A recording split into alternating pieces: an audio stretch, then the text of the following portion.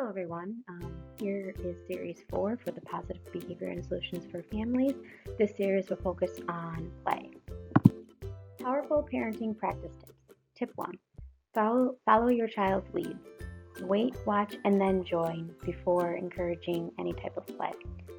Talk about what your child is doing. Tip number 3. Encourage your child's creativity. Tip number 4. Watch your child's cues. Tip number 5. Avoid power struggles.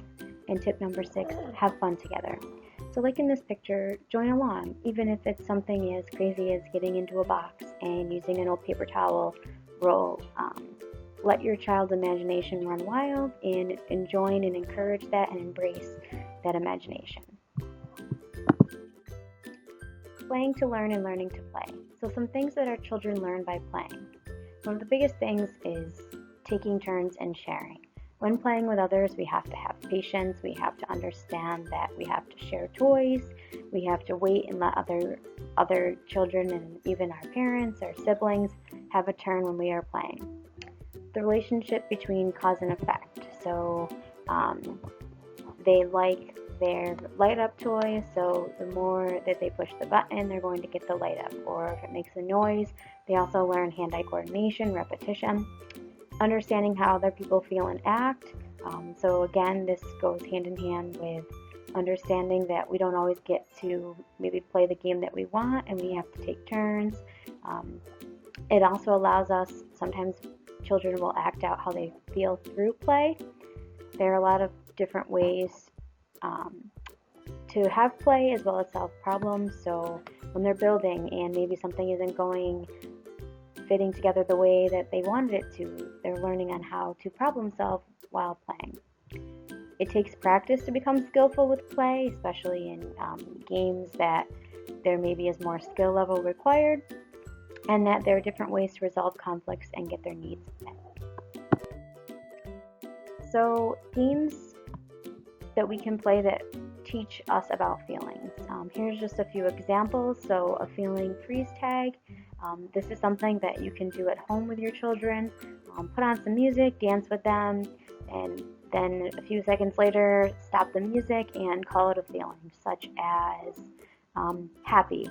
And everybody needs to freeze in that pose and act out that feeling. And take advantage and look around at all the different poses, as I'm sure they're all different. And then take turns different calling out other feelings, such as sad, excited, mad, angry.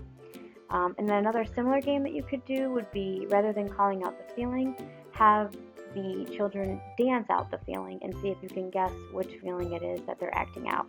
And take note of what your children are doing during this time, what expressions are on their face, how they're using their skills to dance and or determine what feeling it is. Play also helps our children to develop language and reasoning skills. It improves our children's abilities to plan, organize, and regulate their emotions. This goes hands in hand with, having to learn to share if they're getting frustrated and having a tolerance, as well as discovery, imagination, and creativity. Our children have vivid imaginations, and we want to embrace those imaginations. We can also pull in that encouragement piece here, motivating them and really embracing and showing them that true feeling of, wow, I really love your imagination, or wow, you did a great job figuring it out and putting it together. Play teaches our children a lot of things, and it's an important component of early childhood.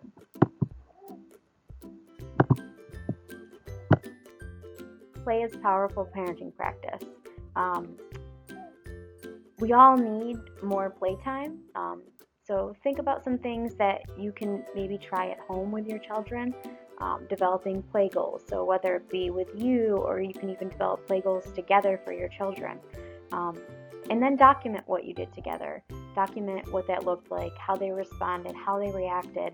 And over time, you'll start to see, wow, I really saw an increase in our relationship building during playtime. It's good for your children and it's good for us, especially during times like this where they may not have those interactions with other friends and other peers that they normally would have. So take this time to be that person that they're interacting with. Encourage more play of your children, and we talked about this in one of the previous slides, but really limiting their internet access and increasing more play, limiting that social media piece, limiting video games, and really encouraging more play.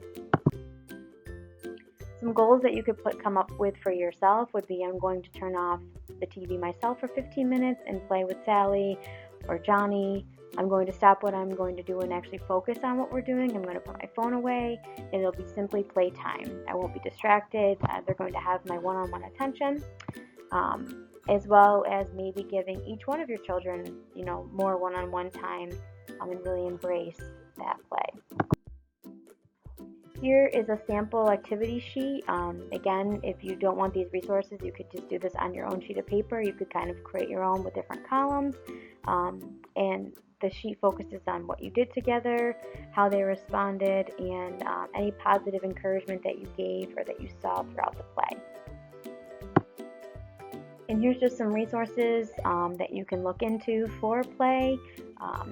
This will end our series 4 on play. Again, I hope everybody has enjoyed these and you're staying healthy and safe. And there'll be one more little mini series within the series. Thank you, everyone.